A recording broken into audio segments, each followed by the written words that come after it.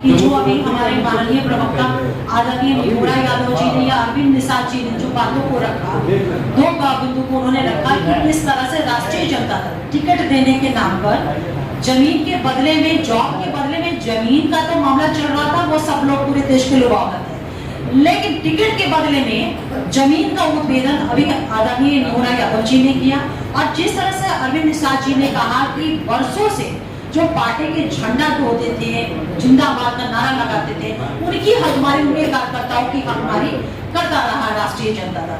एक रिलेवेंट विषय ये भी है कि राष्ट्रीय जनता दल सिर्फ कार्यकर्ताओं की हकमारी ही नहीं, बल्कि बहुत बड़ा तबका जिसकी आबादी 17-18% के आसपास है, उसकी भी हकमारी करता रहा है, तुष्टिकरण करता रहा है। वो वर्ग जो है वो है माइनॉरिटी, अल्पसंख्यक वर्ग जो है। और माई का नारा आप लोगों को याद होगा कि कभी बिहार में आदरणीय लालू प्रसाद यादव जी ने माई का नारा दिया था। माई मतलब M stand for Muslim, Y stand for Yadav. लेकिन जब हम एंटायर उनके शासन काल को आकलन करते हैं, एसेस करते हैं, तो इस चीज को देखते हैं कि ये दो वर्ग तो उनको जम करके 15 वर्षों तक उनको सत्ता और शासन में लाने का काम किया, मजबूत उनकी लीडरशिप दिया। लेकिन जब विकास की बात आई, हक देने की बात आई, पॉलिटिकल राइट देने की बात आई, इकोनॉमिकल स्ट्रेंथ करने की बात आई, सोशली मजबूत करने की जब उन्हें बात आई, तो M जो स्टैंड फॉर मुस्लिम उनके अनुसार था, वो हाशिए पे चले गए। और विकास किसका हुआ? सिर्फ एक समुदाय का, Y का, यानी कि अपने कम्युनिटी के लोगों का, हर एक सेक्टर में। और यही कारण है कि आज आप अगर उन सारी चीजों की मैं चर्चा कर रही हूँ, उसका बहुत स्ट्रॉन्ग कनेक्शन लोकसभा 2024 का जो टिकट बंटवारा हुआ है उसमें भी हुआ है कि जिस दो वर्ग ने मिलकर के उनको 15 वर्षों तक सत्ता में रखा, राजनीतिक लालू प्रसाद यादव जी ने, राष्ट्रीय जनता दल ने इस कम्युनिटी के साथ, इस वर्ग के साथ 17-18% आबादी के साथ जो राजनीतिक छल और राजनीतिक धोखा उनके साथ किया है, ये समाज कभी माफ उनको नहीं करने जा रहा है।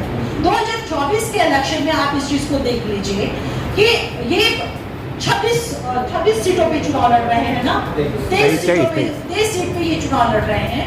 23 में ये माइनॉरिटी कम्युनिटी को सिर्फ ये 2 सीट दी है और Y कम्युनिटी, यादव कम्युनिटी को इन्होंने 9 सीट दिया है।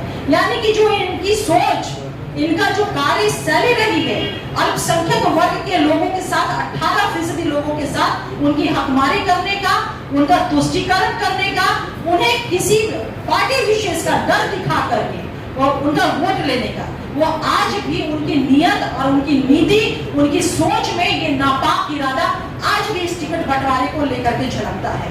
दूसरा एक चीज और मैं चर्चा करूंगी, इसका सबसे बड़ा एग्जाम्पल और है, अभी 2-3 दिन पहले उनके पूर्व राज्यसभा सांसद जनाब अशफाक करीम साहब पार्टी को छोड़े, राष्ट्रीय जनता दल को इस्तीफा देकर के वो हमारे दल में आए और उन्होंने कहा कि कटिहार सीट से, जबकि कटिहार सीट पे कांग्रेस के उम्मीदवार जनाब तारिक अनवर साहब का नाम डिक्लेयर हो चुका है, बावजूद इसके लालू प्रसाद यादव जी को और राष्ट्रीय जनता दल के नापाक इरादे को देखिए कि वो उनसे कहा जाता है, अशफाक करीम साहब से, कि आप जाकर के कटिहार से नॉमिनेशन करिए। किसके विरुद्ध है?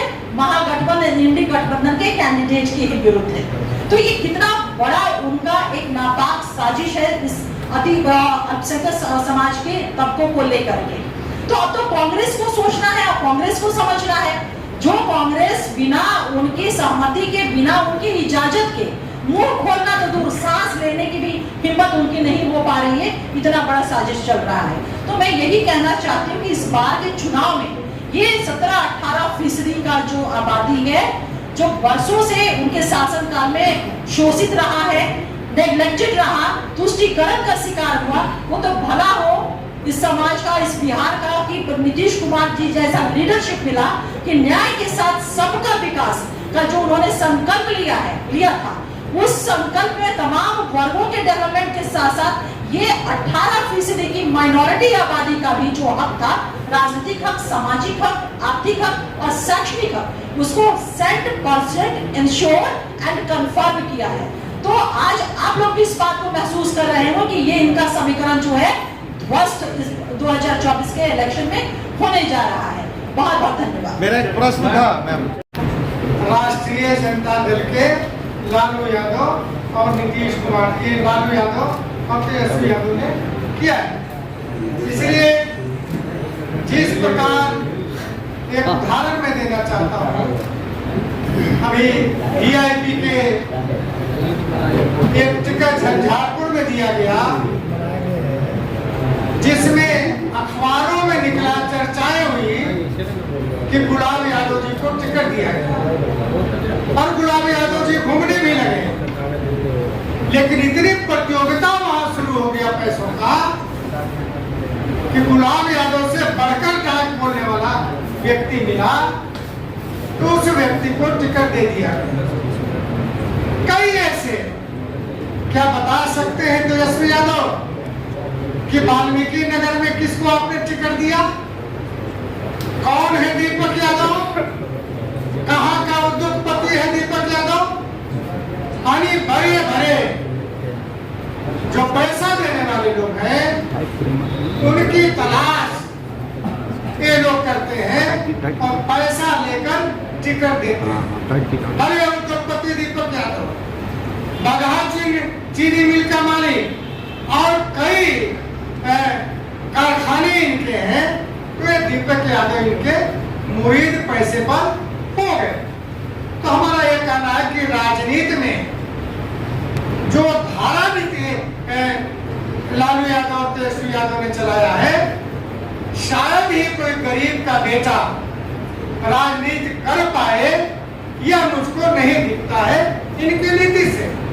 क्योंकि अब तो हो ही गया कि जो जिसके पास पैसा होगा, पैसा देगा, वह चुनाव लड़ेगा।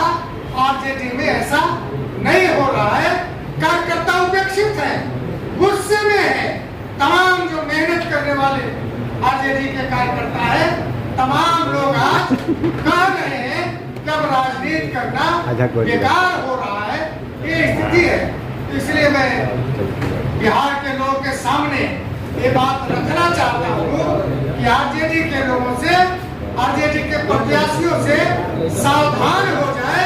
पैसा देकर टिकट ले रहे हैं और जीतने के बाद क्या करेंगे ये आप समझ सकते हैं। मैं इतना ही कहना चाहता हूँ। अब इसके बाद अरविंद निषाद जी जो प्रवक्ता हमारे हैं कुछ बातें रखेंगे।